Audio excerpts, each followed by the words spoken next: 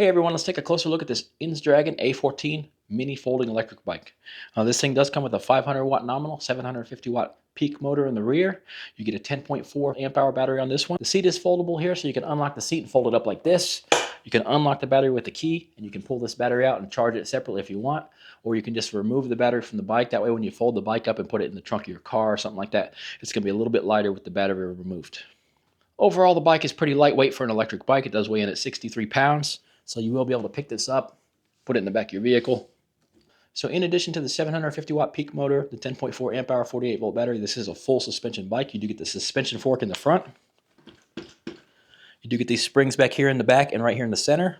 So when you do ride this is going to help take the jar out of the roads.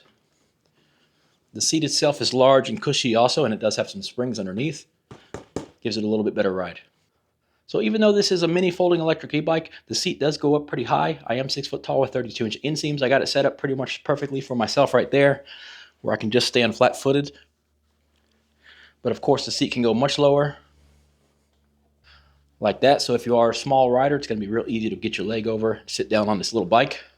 It's actually kind of fun to ride it when it's in the low position. The handlebars are adjustable also. They're kind of at the max setting right now because the length of the wiring, you can only pull it up so far. But let me show you how far down they go. So these do go down pretty low, and the website does show a minimum height requirements of 4'10" for this bike. I think this would be a great bike for somebody in the smaller size ranges, but it does have a 230 pound weight limit, so it can carry a full adult sized rider like me.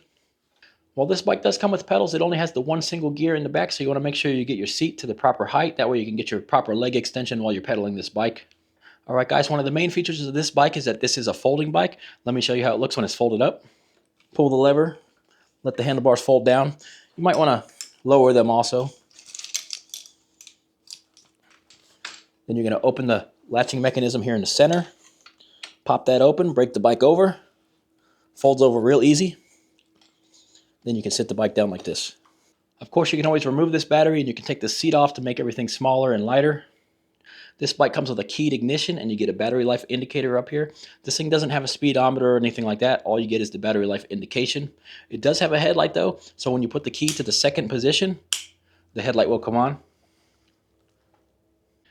There is no taillight in the rear, but you do get a nice big red reflector. The bike does have a nice quiet motor. You can barely hear it. I'm going to take this little mini A14 INSDRGN out. I'm going to ride this all the way to town and back, see how it handles that duty with a 215 pound rider. Let's go. All right, everyone, I'm going to try to run to town and back on this little mini bike. It doesn't have a speedometer on it or odometer or anything like that, so I'm going to track our ride using this app here. We'll see what our distance is, our average speed, our max speed, and the time of the ride.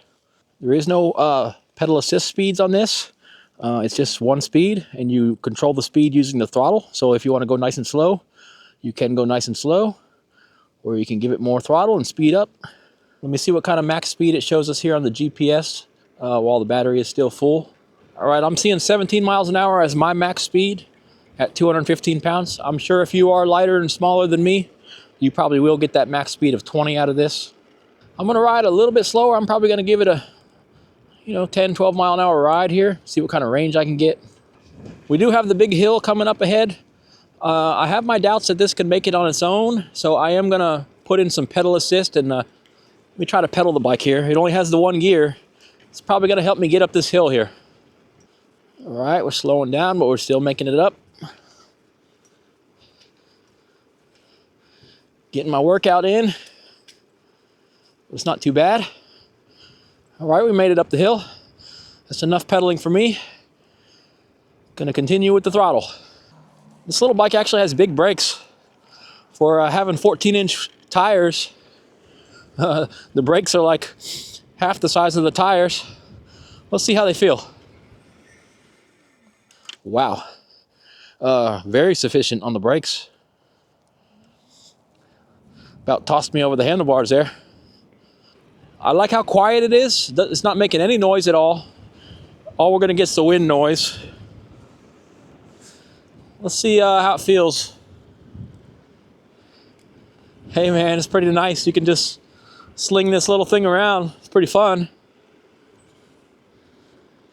This battery life indicator is in dark blue. And yeah, it's a little hard to see out in the sun. You're going to have to cover it up every once in a while and see what your battery's showing. But I am cruising at a nice leisurely pace here, about 10 miles an hour. So I'm pretty confident I can make it to town and back. I think that's about 6 or 7 miles. When you get to the hills, you gotta give it a little help. At my size, you get back to the top, you're back rolling again. That's probably not an issue if you're only like 150 pounds. It's hard to believe, a full-size adult can be comfortable on this little tiny little bike, but I actually am. So what's this little bike cost? I think this bike is about under $300. It's probably a little over 300 with the taxes. I think I seen it today for $299. Is it worth it? Yeah, why not?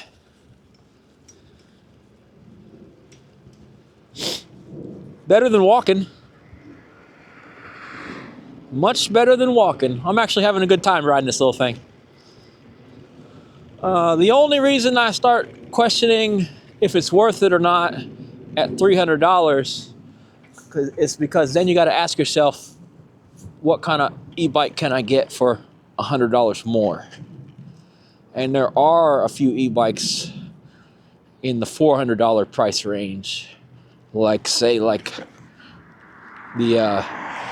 A14 K8 moped style electric bike. It's literally only $100 more than this. Maybe $150 with taxes or something like that. But it's not like a huge difference. But the A14, you can't fold it up and put it in the trunk of your car.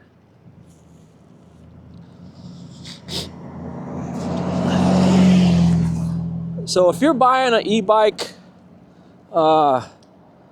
just to ride, not to fold up and bring with you, you might want to look at the bikes that are just slightly more expensive than this. But if you're looking at something that's going to be really portable, that you can bring anywhere with you and just have the convenience of having a bike with you when you get somewhere, then you might want to consider this little A14 e-bike.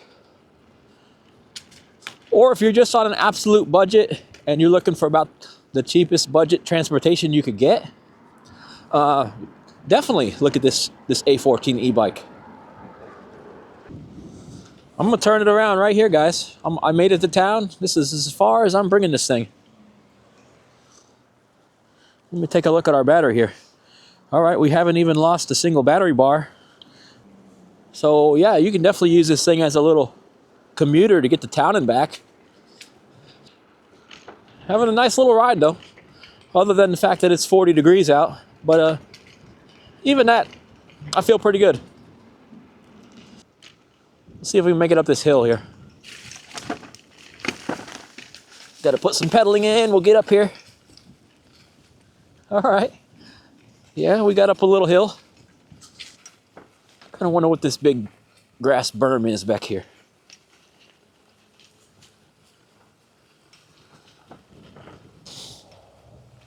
I don't know. I don't think we can make it up there though. Yeah. We made it. We made it. Pretty steep. Can't believe we made it up here. Kind of like to know what this is though. All right, I'm gonna head back to the road. It's enough off-roading for this little bike. After 8.8 miles of riding the bike, I was pretty impressed with the comfort level of the bike. The seat is very comfortable. The suspension was taking up all the bumps. What do I think about the quality of the bike? It is a $300 bike. Don't expect that you're going to be getting a $2,000 quality bike for $300. That's just not going to happen. But everything works as advertised. The brakes were impressive. They were pretty strong. They almost tossed me over the handlebars when I pulled them real hard. So really strong brakes and a comfortable ride. So you're going to get good strong brakes. You're going to have a comfortable ride. The bike can cruise between 15 and 20 miles an hour. It looks like it can get the range of up to 20 miles of range like they claim, even with an adult rider. The only choice you're going to have to make is if you want to spend a couple $100 more and get yourself a moped style e-bike, or if you want to spend this $300 and get this little folding e-bike that you can take with you.